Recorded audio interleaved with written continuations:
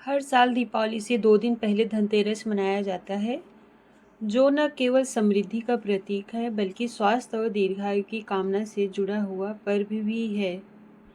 इस दिन भगवान धन्वंतरी, माता लक्ष्मी और यमराज की पूजा की जाती है। आइए जानते हैं धनतेरस की कथा क्या है। धनतेरस पर्व दीपावली की शुरुआत का प्रतीक है।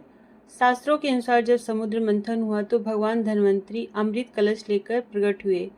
इसी कारण यह दिन धनतेरस के नाम से प्रसिद्ध हुआ। भगवान धन्वंतरी को स्वास्थ्य और आयुर्वेद के देवता माना जाता है, इसलिए इस दिन उन्हें आरोग्य और दीर्घायु के लिए पूजते हैं। साथ ही माता लक्ष्मी और कुबेर की आराधना भी की जाती है ताकि घर में सुख समृद्धि बनी रहे। भारतीय संस्कृति में स्वास्थ्य को सबसे बड़ा धन कहा गया है। भगवान धन्वंतरी को भगवान विष्णु का अंश माना गया है, जिन्होंने मानव समाज को चिकित्सा विज्ञान का ज्ञान दिया है। इसी कारण धनतेरस के दिन देश भर में वैद्य समाज भगवान धन्वंतरी जयंती के रूप में उनकी पूजा करता है। घर के दरवाजे पर दीप जलाने की परंपरा भी इसी दिन शुरू होती है। गाँव में वर्णन है कि समुद्र मंथन के दौरान त्रयोदशी तिथि को भगवान धन्वंतरी अमृत कलश लेकर प्रकट हुए थे। उनके हाथों में सोने का कलश देकर देवताओं ने इसे अमृत का प्रतीक माना। तभी से इस दिन बर्तन और सोना चांदी खरीदने की परंपरा शुरू हुई। शास्त्रों के अनुसार भगवान धन्वंतरी को विष्णु भगवान का अंश कहा जाता है।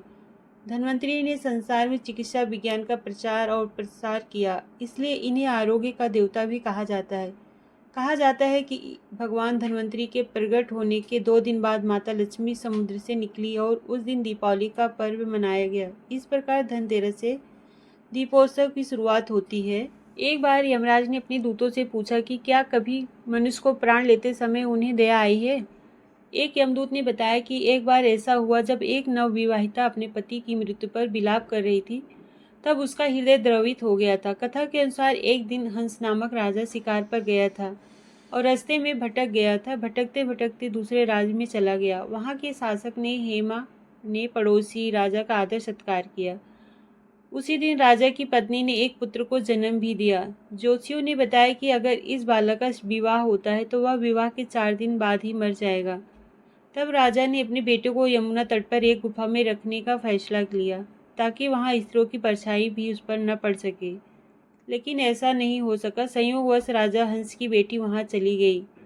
वहां मौजूद राजकुमार को देख उस पर मोहित हो गई। दोनों ने गंधर्व विवाह कर लिया और 4 दिन बाद ही राजकुमार की मृत्यु हो गई। तब यमदूत ने कहा कि उस नवविवाहिता का करुण विलाप सुनकर हृदय पसीज गया था। तब यमदूतों ने पूछा कि ऐसा कोई उपाय है जिससे अकाल मृत्यु से बचा जा सके। तब यमराज ने कहा कि धनतेरस पर विधि विधान से पूजा अर्चना और दीपदान करने से अकाल मृत्यु से बचा जा सकता है। इसलिए इस दिन यमराज, माता लक्ष्मी और भगवान धन्वंतरी की पूजा की जाती है। धनतेरस के दिन यम दीपक लगाया जाता है, जिसे यम दीपदान कहा जाता है। इस तरह से धनतेरस का पर्व केवल धन प्राप्ति की नहीं बल्कि आरोग्य, आयु और समृद्धि की कामना का पर्व है। यह दिन हमें याद दिलाता है कि असली संपत्ति हमारा स्वास्थ्य है। इसलिए इस दिन की पूजा न केवल धार्मिक आस्था से जुड़ी है बल्कि जीवन के संतुलन और सुख शांति को भी प्रतीक है।